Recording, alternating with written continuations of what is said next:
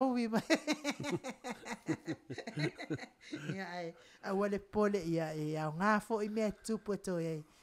Ina I fo ia ia ngā mea uma o le sona lava mea uma. No vinga taun fa malo lo le moto tatou computer ia wa ia tatou POLOKALAME pe ona masani ai runga penga ta failangi. Ia ai fa malo on sai nei tu la. Lau feo malo on u vai o ngai fai o lo insingia. Mele le te leila vai tani ni. Ele ia se mea iai a fala lavela. Eu so se mai TAIMI fai ai a. Eu so mai a TAIMI se ele fai nga wa te FIAFIA te au ona. O manu te tupu me ia no ata no lai ne a. Na no ata a. Ai foi la tua il tia po. Ele se me o ia tatonu fo ia fa malulua tu fo ia te ilato we MAIMOA mai lunga le tato YouTube channel ia tatono lo to maua mai fa tato fasitilanga le tupi ACR ia malole on sa yo tulanga na le ia o lo tautonga fiti lava le tato YouTube channel ia wala fa fonga mai Ia tele ame tautonga fiti. Ane me leo lo nei le tato system. Wa tasi pe alo bola ya nunga no tato tato alwa pe tas ya e ia na tasi pe fita me le pomina fai le pe ya pa wia ya ya o le pe le se me o ia o le te fa fonga mai o le tau fai le tala ile tato maftanga le SSIG te mana o to tele le malo le ATUNU'U wai man tua Samoa la to tele malama e o isi fo I wa malama ai pe le fia ma ole LENEI ALEO tato fai le media ele me tupu o mele wa tupu nei ele me fai ele aronga me fai malo na suila to mafofau wai e suilo mafofau malo te le lo le fai ngal malo o sili al malo tinana fai atu ele o fetovi ai fai lava ai al mele fa longa to wa la fusukangi wa a fai e malo le fai malo le ngano malo fo le to fo mai o le mele atupu a fa pensa no le lo ya lo chotele a fai ma fai no wing a mai fai malo le le e me fai to su uma o le mele silin fai ngata o me wo man sai ma sai nga no wing a fa pe nei la mo I uma ia me uma fa le mai o lapi mai ia me uma la valo tato va ai ai lungo muspepa ma a fai a fa maonia uma nei me ele ngata e a faina la vaenga ia ai to a faina mata to mela leo te le lopo ai mesilia o tam fai tam fai per mele le nel to vaenga le to SSIG nei ne ia o la manu ma nai to fa fine fo to nga lue o le manatu la ele se mena o to ninga no o tangata uma lava ia por mena molia to na fa malo de tele TAIMI to te fono ai wa tele la telefono e tasia la fono le ile tonu masina au te fono mai te wharongongo mai I mea to te au mai mai lungo le internet I mea to te mai lungo tato Facebook o te MAIMOA mo mata mai ai e to fata tala lo ia to te fo fe ato mo le to ato loto ia ele fai ngofie le fa moi ia ai mataulia foi a e loto I se mea po le alfa ngata e fai fa tino la ngala ia to lo loto ai a fai le lo loto ia me fa na e to mai fa longo ia anyway ele lava se mea le ngai pe e lo foi au kau ko ke le foi le nga o kau le kau le fa mai ia tamalo ele o faz ko aquele e ko ave ko ves ia ois ele fa mai e to tele ia le ala ngai uanga ave vai se ia le tau foi le actiona le ia ua le nga ave le kusa o le nganga o le fa moi ia awane fa pe wa malo ona o to tele ai malo ona lai a wa ile atua ma le loto tu langa la na pe ona ia pe le to tele ai loto ia le wa me te tupu mai I tonga fiti le wa ia me te tupu mai ia tunu LENEI ala le tutupu mai to lo tatou e tasi ale sau pe o tsunami sau alinga noa la wana masa salonga te lo yai ala wai lo pe o le mele te mafofau e pe te lo te mita fa so ai foi o le tauan ngaluenga lo to fai mangi foi le melen tau ni kaso ya sunga ya sua Carol le me o foi le loto le netina le au fa so solo nunga lo na no soifua na tava ai le mapopo mapopo vina le ai o male mai o Newcastle e ai male komisinga le o leo musui komisinga ai male lo io immigration le tam fainga la al sunga ya sua o le kam fainga le mortato community o te masalo ma popor community ma mala le me le tupu nei Samoa na fai mai ia to te la tangata malo ele ango ya la to wala tangata le ele fai na foi mo tato tangata foi le mto le ia no ainga tono le ia ni smo nefi kongo le malo ia ai din kama ikulanga foi le ku mai ia fa penga foi ia ai le ave ma me ese ele fi ngau isi le leimo Samoa ele se leimo oe ele se leimo au ele se leimo le SSH mole le nge I fao ka ko fangua whatever fo ina tula I mai ia fale ia le tatou nofo pea matilo pea ia saina tatou nofo pea matilo pea ia saina ma le fai atu I tono le tatou malo ia o le alava tau tilo ma nofo ma tatou mana tunatu I fiti wai pe o fiti lava le le fa manatu mai a tatou ai ona na ua tango fia loa tatou fanua po ele ia faale anganu faale oe lava ia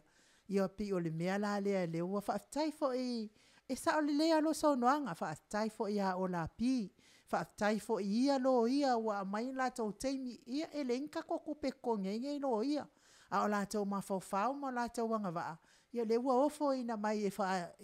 finau ina ai ia I tulafono nei ia ua lava nei malo saina ia tatou la o tuai o mga sengi o mga sengi ai ia awala matanuia foi ina wa saltato malo tu tasio Samoa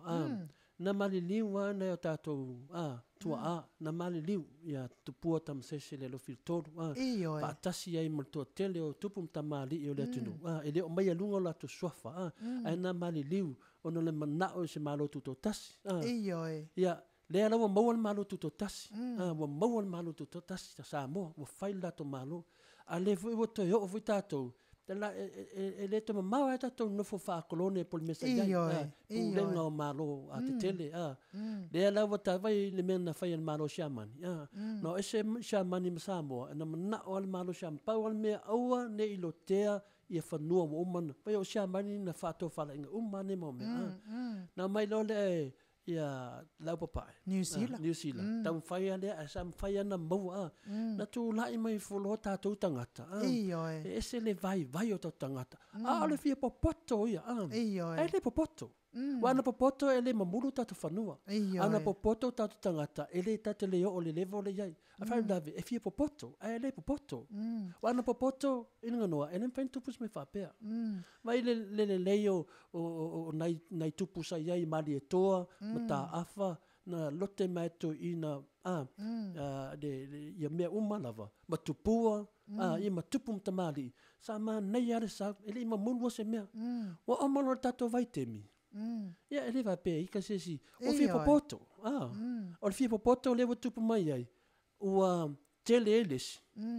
ia fa no noise ia male mea le o le o na fai le mea le o na suia ke lo anga wa pe umai ai ele se fa nga le uia pe ke a pe kumu ya pa wale mele ia nei o fa noa ina no o fa noa o le suli o le suli o le pala o le toto o lo suli Samoa o lona fanua o lona soli mena le mamna marito tele tonga ai mesela o fatau tala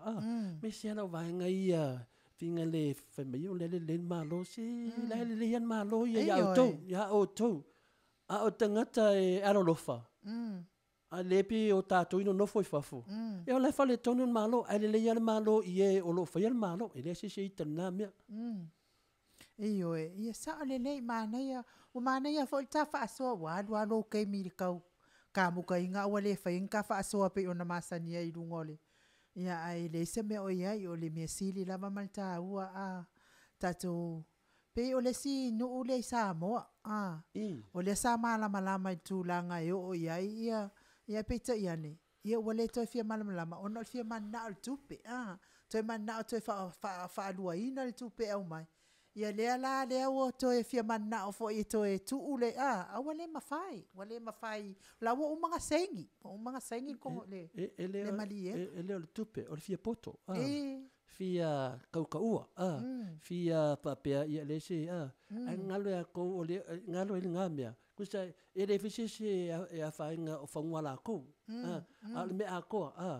ya pa wala le option le kama faia ia mafai ia mafai o nga malo mafai a malo mai le mele a foi inga na ile si option le pe mo fala wilo mai o le paloka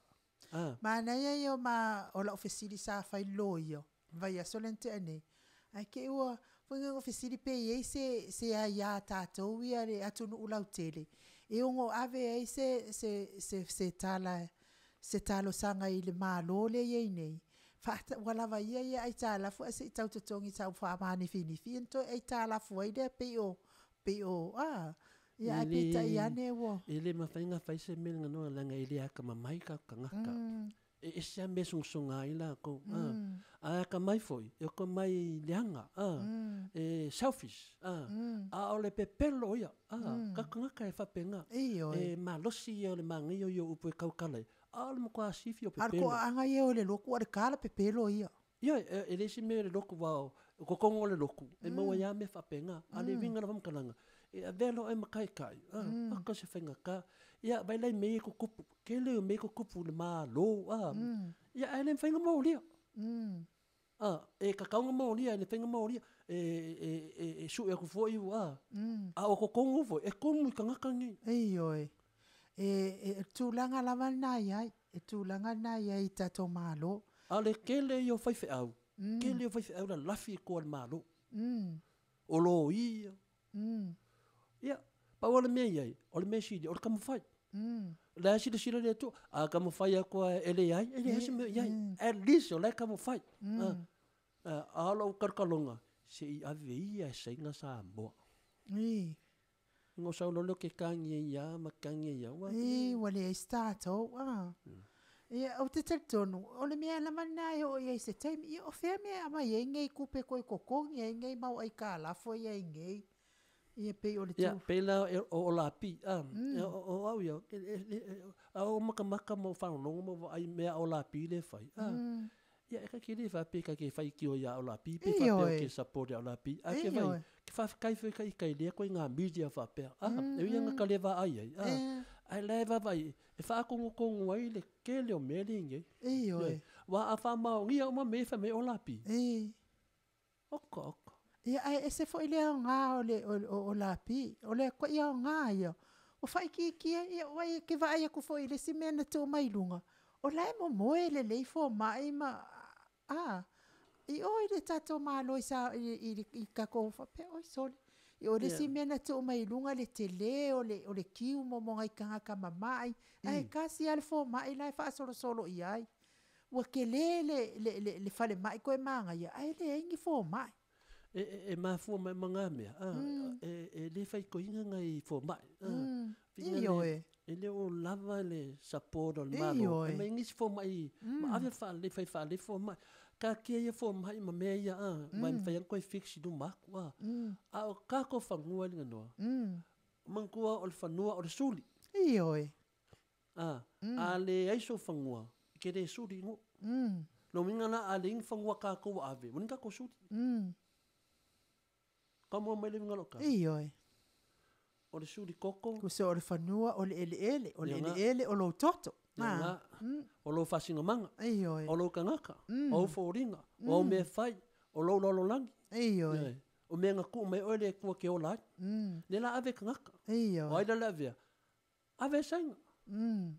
Ia o le mea la lea Samoa ia awhai e te fia lango ia la le SSIG ma walo wa manoa e te bala au mai ai le o fata si ono lima whaapitu o ta silima ia wafo i saufisosoani e tusai ma le tau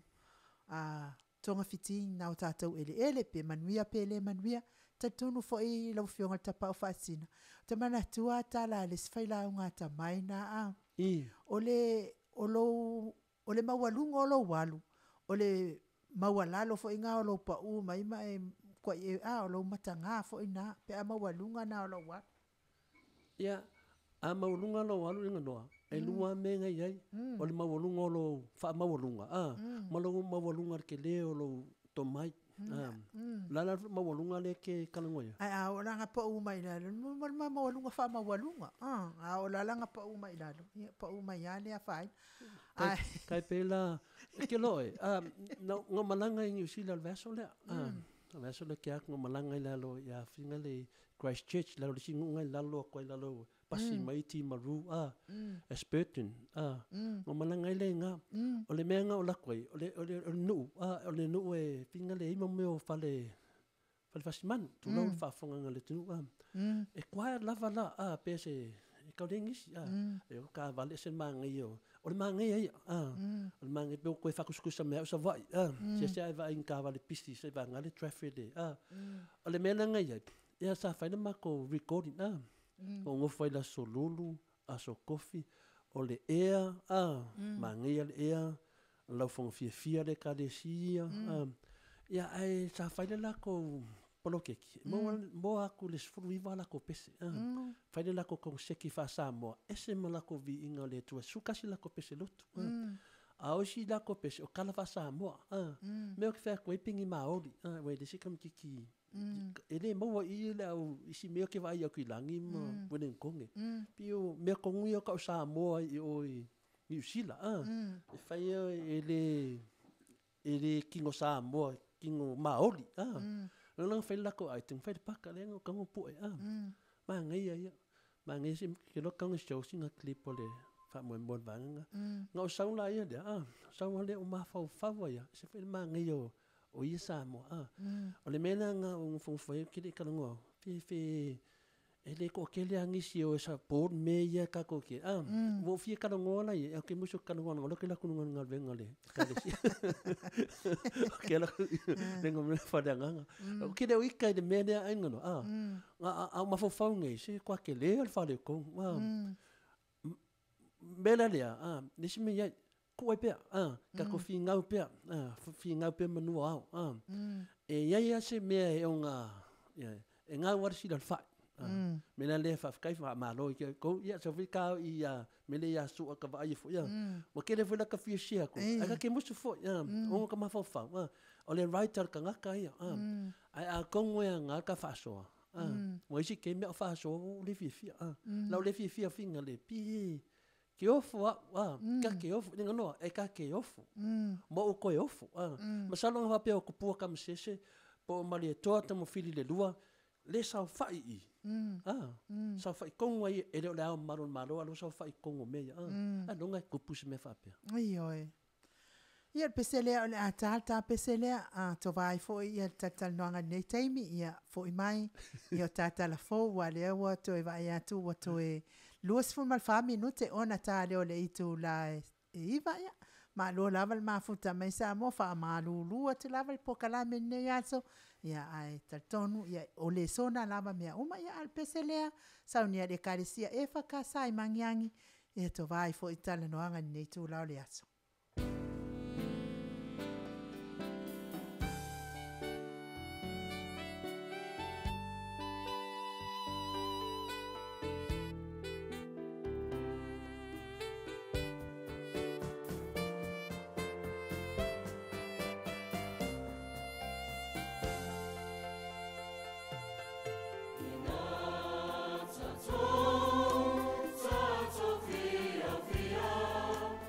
Ina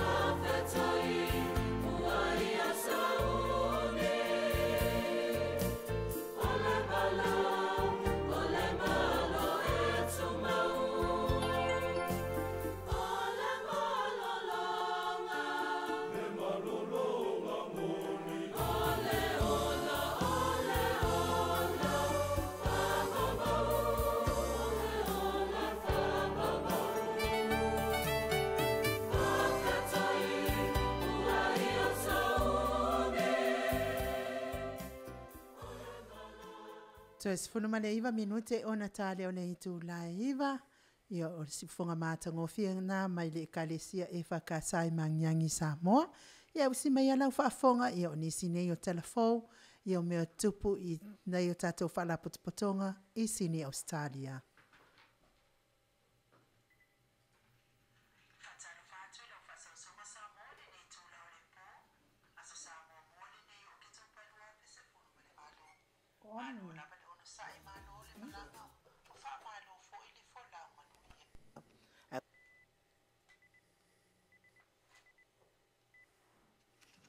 Fatalo fatu ila ufasa usonga Samoa LENEI tūlau le pō. Aso Samoa mua LENEI o ke tau palua pese funu male malu. Malo lava le ono sai malo le malanga. O wha malo fo i le fo lau manuia. Au si mai ala ufa fongo ni sine yo tala i meo tupu i sini Australia. O le aso TOFI wha o ke tau palua pese funu male malu le itu lai se fulu i le tae au. Na whai eise sauninga tā waloa e tatala ina ai wha le tūla fono le wha ala putuputonga. A tangata Samoa i Newcastle. Wha ingoa ina o le tautua mo Samoa Newcastle. O le wha moe sa amata ina lava i se whai ngā lotu sa saunia e pasta tā lai. O le e ka le sia so fitu o le toia fio mai. Ma le sunga i a pasta Tongia Wilson. Mana ia lava uputo mua sa wha mamawhaina e pasta tāla i lana launga wha atupu fina ngalo. Ma wha malo si au le mamalo Samoa. Ai mai se o le wingo le upu tautua. O le amatanga o lau tautua. Ma le wha i unga o lau tautua. Na ia sau noa fo i le tautua Yesu ilo na amatanga malo na wha i unga. Ma e te tau fo i le maftanga matangata uma o na tautua i pe o Yesu. O le afionga i a pātele whara Peter Rees, sa ia taita ina le maftanga i le talo o le anganga pa ia. Dr. Erika Puni o le ulu o le a onga Evandeo, na tatalo mo wha manuianga ma wha pa ia ina i maftanga. Ai o le sunga i whawhenga inga Reven e lama, sa ia saunia le talo wha iu, ma wha manuianga mo lea wha moe tāua. O le tautua mo Samoa Newcastle, sa whawaina le asus funu malefitu operila lua apis funu malefitu. Ma o loo ngā lulueina lava e alo matama whāna o Samoa. O le taitaifono valu niuto le afoa ngā uta, so i taitaifono whaofinu eti la langa, ma le whailau tusina mulau ulu noa tufi, mai fonga sava i.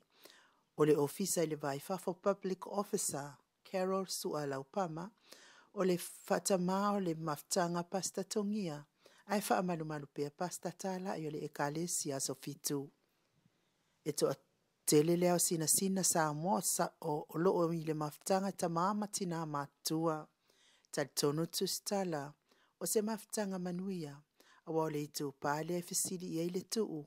a wā manuia se whaala potopotonga, ekalesia mafio anga. E toa tele maa lo whaalolongia sa la tau mo le mawina le matango fio le a wha moe. O le a fionga le konsula si o tātou maa lo a fionga fonti manongi a manu ma le faltua. O ia fo isa sau noa wha manuia le maftanga tau tua Samoa Newcastle. Fionga le Mayor of Newcastle, Mayor of Lake Macquarie Council, sui o le palemene Sharon Clayton, sui mamalo le ofisa o leo mfala patpatonga, sui mamalo le ofisa o falpuipui, le afionga le tamaita ilo ia i le vao ma le tūla fono tau fe malanga ina, Tasmin malanga atu i sini, pūlenga le matanga luenga o whaala patpatonga mo le haya ina o hall, ma le tautua le Jennifer Foundations of Samoan Worship Songs, DVD ma le video production. Ma le au nanga tātou le teo whaasala o POLOKALAME le Maota Samoa VIVIIGA le atua se lau tisi ma le iwa whamo, 2BACR, ma le YouTube channel. Matango whiena wā mea umo le aso. Le fionga lama le tamaita i pule o CTK po le au nanga iso se whaafita uli tau le malo Australia, matanga te Samoa. Ia po le ofisa o vaifa fo le tautua mo Samoa Carol Sualaupama. Sa tau la mua i le a moe. Ma le fisosoani malo se tina matama ai mai se fo i o alo mawhanau o le maftanga. sa saunia fo ele maftanga na mea lofa mo le bala aulia ai me so tau maftanga matango fie sa tau mafama tari suaile mamalo Samoa na bala aulia manai bala aulia mai fafo faia fo ilo leo mafonga tau mole le fionga ile ipule le onanga le Jennifer video production fionga ile tapa au fasina tole fo no numalo sai alua mo tole fo le lua e fa feta ile fionga ya kero su ala upama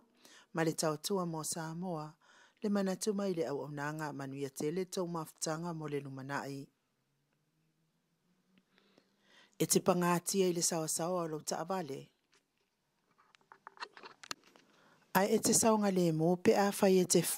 whautauta le whaafoeina o lo sai lungo le ala tele. Na whailoa mai se saunoanga le tama ia Richard Moananu, lua se fulu iwa tausanga le matua, o le aia talusanga ina ia tatala ina o ia mai le babainga leo. E whaatali ailo na whaamasinonga i le whaalabelabe tauta avale, lea na mali wai se tama ita itala vau, whaatasi ai ma se tina maitanga,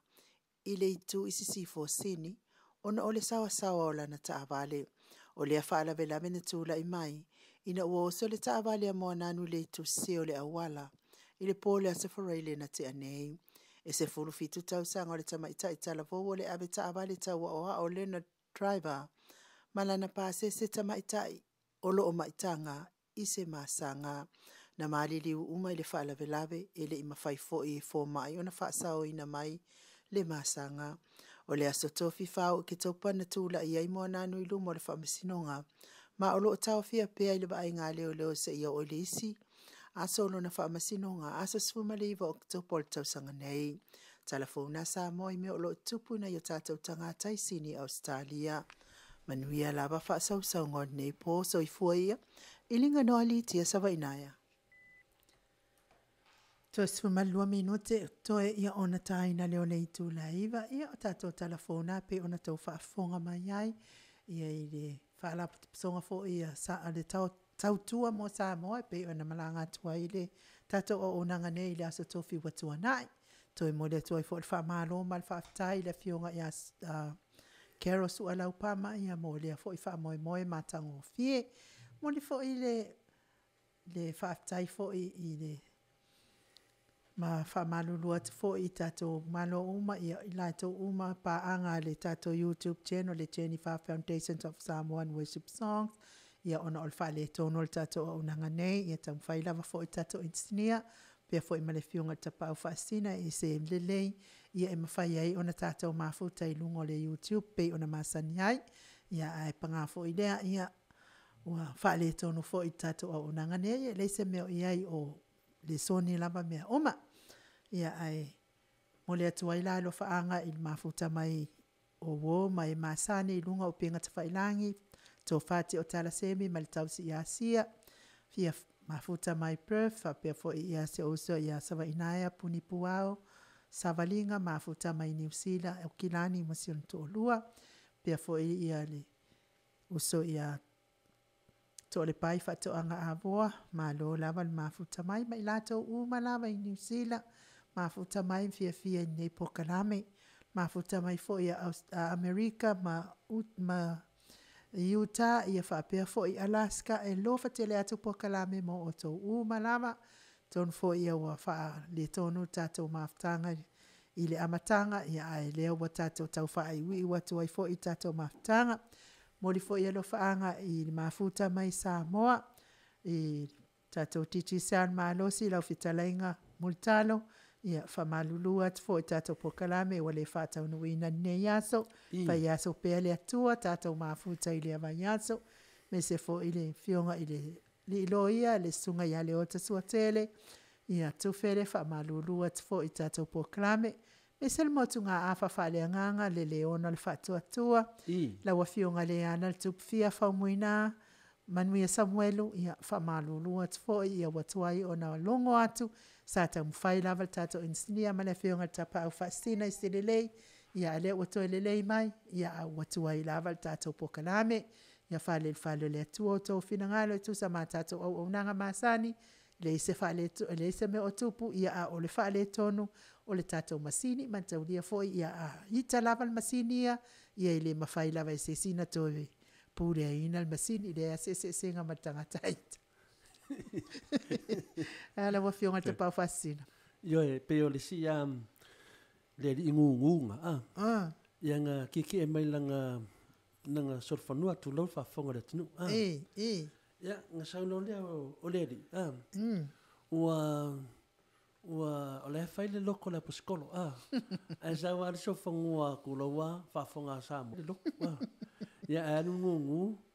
whai mai anga lima i whinga le i kameki. Whai a paskolo loko la tui. Loko kui. Ia lai whai me anga moko. O le mera o tupu. Whai mai no leo o le whanga ua loko la paskolo. Pastolo. O whai mai ngungu sau tui oi. Ia. Nga la ko le la paskola fa ki le fam lama u fa singa ma aku le la ko so nga fa mai ale la paskola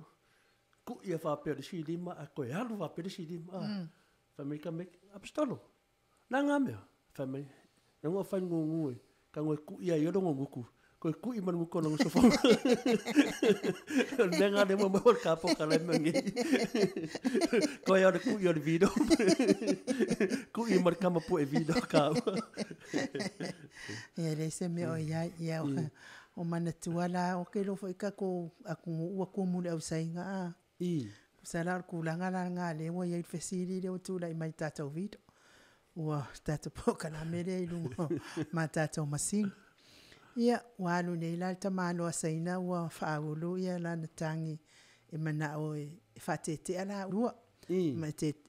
tatala la fai poiponga i fai mei le kala sainga me no come she no come the baby come how come kuranga la le voyenge how come le anga pafu se e masinga e ku salama singi le mala lo pe fingalinga no nga sawala lo pe fai ama ye o manga ya ai ngole vinga la manga ku po vinga nga wo lo ke mi wo mo runga ke ku po vinga vole lo pe o so ku lo pe vole